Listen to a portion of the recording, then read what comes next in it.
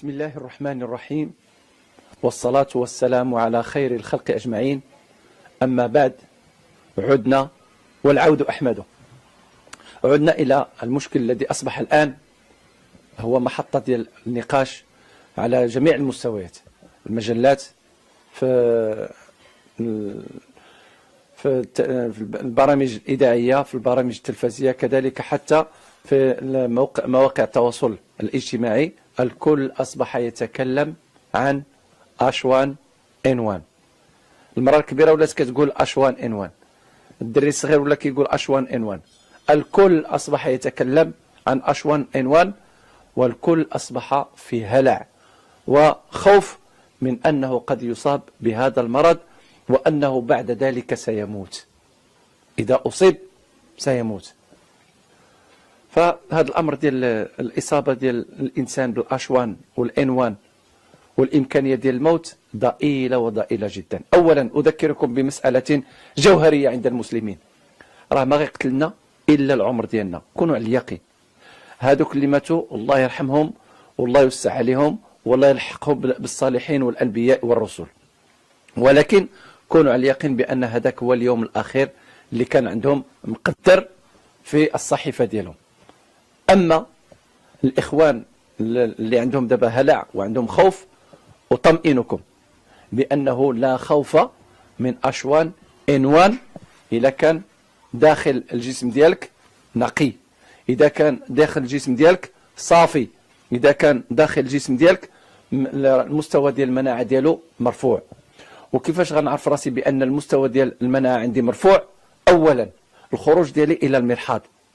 إلا كنت كنخرج يوميا إلى المرحاض على الأقل 2 حتى 3 المرات، كن على اليقين بأن المناعة ديالك راه في المستوى العالي ديالها. ثانيا، إلا كنت كل صباح نطل أو نبول على في قرعة ونشوف أن اللون ديال البولة ديالي يعني كما كيقولوا بالدارجة المغربية ديالنا مخلوط أو لا تروبل باللغة الفرنسية، هذاك إلا كان مخلوط وتروبل كنعرف بأن رمي النفايات اللي كاين عندي في الذات ديالي كتم بواحد العملية عجيبة، وبالتالي المناعة عندي داخل الجسم ممتازة. ثم بعد ذلك غنعزز هذه العملية هذه بعملية اللي هي أكل مثلا الباربة والتفاح وليزيبيناغ. الباربة والتفاح وليزيبيناغ غيخرجوا لي جميع الفضلات اللي كاينه عندي في الكرش ديالي، وبالتالي غنشوف راسي بأن الجهاز الهضمي بدا كيخفف عليا، ولما غيخفف عليا الجهاز الهضمي كيولي الجسم مستعد أنه يقوم بالمناعة الذاتية ديالو. ثم كذلك الكلاوي ديالي خصني نشوف بأنهم حتى هما بداو كيرميو جميع النفايات اللي كاينه داخلهم، باش كنرميهم بالعصير ديال المعدنوس. يوميا ناخذ ليا واحد الكأس صغير ديال حياتي، داك الكؤوس الصغرى ناخذها ونشرب كاس يومي بهذا الشكل هذا، وغتشوف بأنه بإذن الله لي غان وخاصة السيغينال بداو كيقوموا بالعمل ديالهم لرمي جميع النفايات اللي كاينه في الجسم ديالي. ثم بعد ذلك أعزز المناعة بواحد يعني بهذا لا فورمول اللي غادي نعطيكم بإذن الله. أولا كناخذ 2 معالق ديال زيت الزيتون، 2 معالق ديال زيت الزيتون. وكتعرفوا بأن زيت الزيتون الدور ديالها أولا وهو إزالة الجداعات الحرة، والجداعات الحرة هي المسبب رقم 1 لشيخوخة الخلايا وشيخوخة كذلك الأنسجة وشيخوخة الأعضاء. وبالتالي حينما يشيخ تشيخ هذه الأمور في الجسم ديالنا بطبيعة الحال المناعة تنزل. إذا كنفكر ناخذ زيت الزيتون لإزالة الجداعات الحرة وإعطاء الإمكانية للجسم أن الخلايا ديالي تبقى دائما شابة وقوية وجيدة لتحمل العناء ديال الصدمات، أو إذا دخل هناك ميكروب كان بكتيريا أو كان فطر أو كان كذلك فيروس، كيكون الجسم ديالي مهيأ إلى أنه يقضي على جميع الأنواع ديال الميكروبات التي ستدخل إليه. هذه كناخذ من زيت الزيتون كناخذ 2 ديال المعالق كبار. ثم كناخذ كذلك العسل، وأنتم تعلمون بأن العسل فيه من المضادات الحيوية ما لا تعد ولا تحصى. والآن في المدارس الكبرى الفرنسية وفي المدارس الكبرى الطبية الأمريكية أصبحوا يستعملون العسل، وخاصة العسل ديال الأوكاليبتوس لما يأتي وراءه من القضاء على جميع الأنواع الميكروبات، كانت كذلك فطرية أو لا كانت على شكل الطفيليات أو لا كانت من بكتيريا أو فيروس. إذن حتى العسل فيه من الأشياء التي تقضي على الميكروبات وترفع من مستوى المناعة وتزيل الالتهابات، وكذلك مضاد للأكسدة. العسل شحال كناخذوا منه؟ كناخذوا ملعقة كبيرة.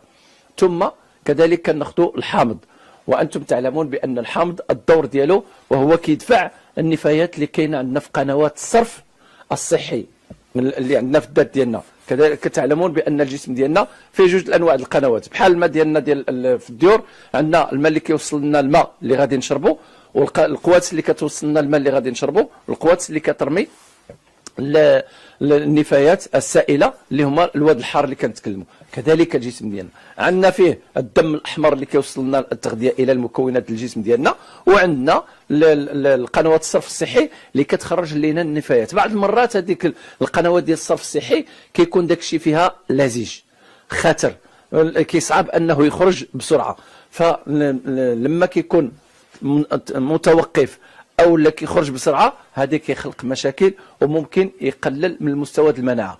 اذا هنا كنقولوا بانه شكون هو الماده او شكون هي الماده الغذائيه اللي ممكن ان تخلي القنوات ديال الصرف الصحي ديالي تخرج دوك المكونات اللي كاينه فيه. شكون هي؟ كناخذوا الحامض.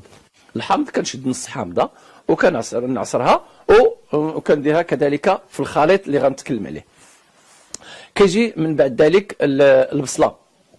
البصل له دور انه مضاد الالتهابات ومضاد كذلك الاكسده، وكذلك غني بالمواد التي تقضي على جميع انواع الميكروبات خاصه الفيروسات منها، ثم تقضي على الانواع الاخرى من الميكروبات خاصه البكتيريا وانواع اخرى من هذه الاحياء الدقيقه. اذا البصله كناخذ كذلك نص بصله كنزيدها في هذا الخليط ديالي.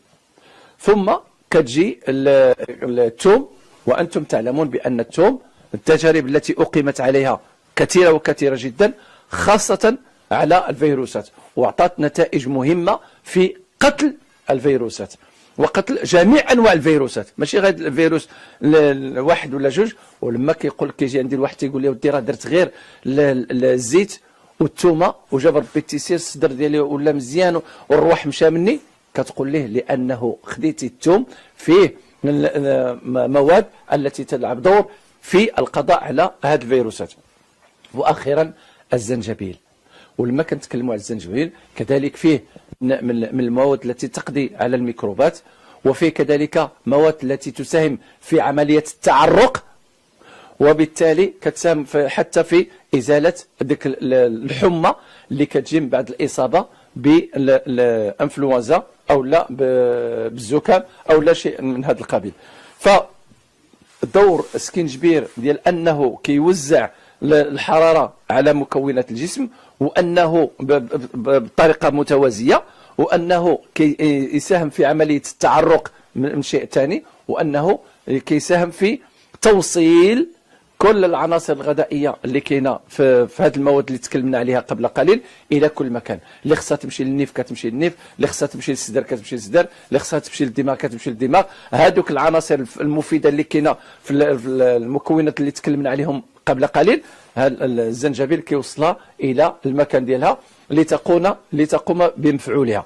وبالتالي الا درنا هذا الخليط بهذا الشكل هذا واستعملناه يوميا مده 10 ايام، غتشوف بأنه المناعة ارتفعت والالتهاب نقص وكذلك الحرارة نقصت وما إلى غير ذلك من الأعراض التي تكون سببها هذه الأنفلونزا أو لا سببها كذلك الاشعان اشوان ان 1 راه لا الاشوان ان 1 ولا جميع انواع ديال الميكروبات خاصه الفيروسيه منها ممكن انني اتخلص منها وبسرعه الى كان جهاز المناعه ديالي.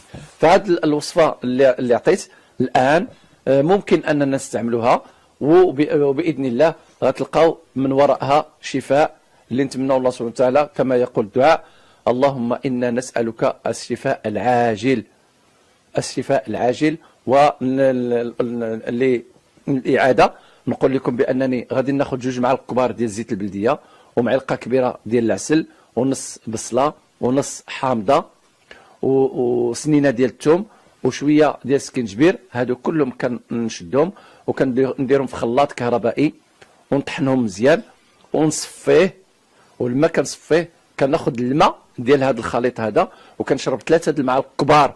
إلا كنت إنسان كبير بالغ كناخذ 3 المعالق كبار قبل ما ننعس، وفي الصباح كناخذ 3 ديال المعالق كبار مده ديال 10 ايام باش كنحاول بخلال هذا الخليط هذا انني نرفع من المستوى ديال المناعه ديالي ونكون يعني على استعداد انني نواجه هذوك الميكروبات او نواجه هذوك الفيروسات اللي ممكن ان تدخل لي للذات ديالي. هذه هي الطريقه اللي غادي نستعملها بالنسبه للكبار. اما بالنسبه للصغار كياخذوا نفس المقدار، غير هو 3 المعالق صغار، 3 المعالق صغار قبل ما ينعسوا و3 المعالق صغار في الصباح فاش يفيقوا. وبهذه الطريقه هذه كنعطي للجسم ديالي الامكانيه باش ياخذ المناعه الكافيه لمواجهه جميع الهجوم او جميع المحاولات ديال السيطره الميكروبيولوجيه في ذات الانسان.